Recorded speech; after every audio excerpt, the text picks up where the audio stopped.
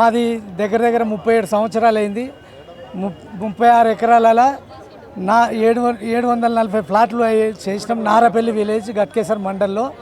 So మేమంతా employees Hindustan cables, RTC వాళ్ళము, media print Andhraprabha వాళ్ళు ఉన్నారు, ఆర్టీసీ వాళ్ళు కూడా, హెచ్సిఎల్ హిందుస్థాన్ కేబుల్స్ లిమిటెడ్, ఈ మీడియా ప్రింట్ ఆంధ్రప్రభ వాళ్ళు ప్లస్ అదర్స్ కొంతమంది 740 ఫ్లాట్లు మొత్తం ఇవి. ఇది 1987లో రిజిస్ట్రేషన్ అయిన మాకు సేల్ డీట్లు ఇచ్చారు. తర్వాత 1991లో మేము ఇల్లు కట్టుకోనికి పోతే అక్కడ రెవెన్యూ డిపార్ట్మెంట్ వాళ్ళు వచ్చి ఇది అసైన్ ల్యాండ్ అని మాకు ఇంతవరకు ట్రబుల్ ఇస్తుర్రు.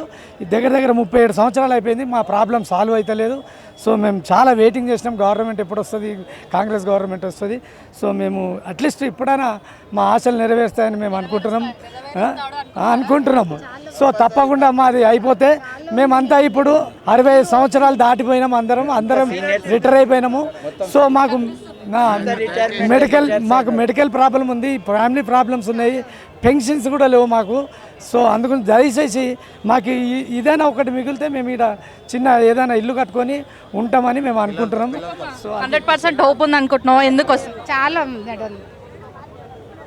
ఉంది మేడం. మా హస్బెండ్ నమ్మకం అంటే కాంగ్రెస్ వచ్చింది కదా, అది పోయిందానికి ఇదన్నా మాకు కొంచెం హెల్ప్ చేస్తారు కదా, చేయి కాంగ్రెస్ అని మేము ఆ ఓపితో ఇంతమంది అన్నయ్యలు మేమంతా ఒక్కటే కంపెనీ వాళ్ళం. మా వారు పోయారు, మేమంతా ఈ బాధలో చాలా ఉంది, జరుగుతుందని వెళ్ళొచ్చు.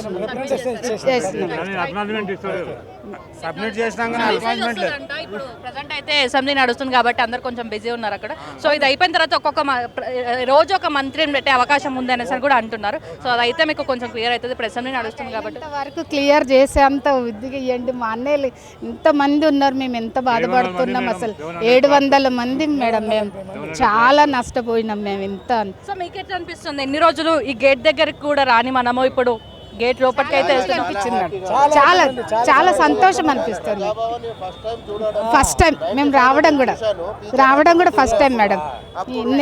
10 సంవత్సరాలు పోతే గంటామావో జైలు కట్టారు చూడండి ఎక్కడో ఆఫ్ఘనిస్తాన్లో, అట్లా పెట్టుకుని ఉండే ఈ కేసీఆర్ మళ్ళా ఈరోజు ప్రజారాజ్యం వచ్చింది, ప్రజల పాలన వచ్చిందని మాకు చాలా హ్యాపీగా ఉంది.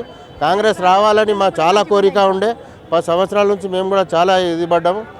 కానీ కొత్తగా ముఖ్యమంత్రి అయింది కాబట్టి కొత్త ముర్పం అనుకోవచ్చా? ఇట్లా కంటిన్యూగా అవుతాడు మేడం. ఎందుకంటే కాంగ్రెస్ తెలంగాణ ఇచ్చింది కాంగ్రెసే, సోనియా గాంధీ వల్ల వచ్చింది కాంగ్రెస్. ప్రజలు మన స్టూడెంట్స్ ఆత్మహత్యలు చేసుకున్నందుకు కాంగ్రెస్ వచ్చింది.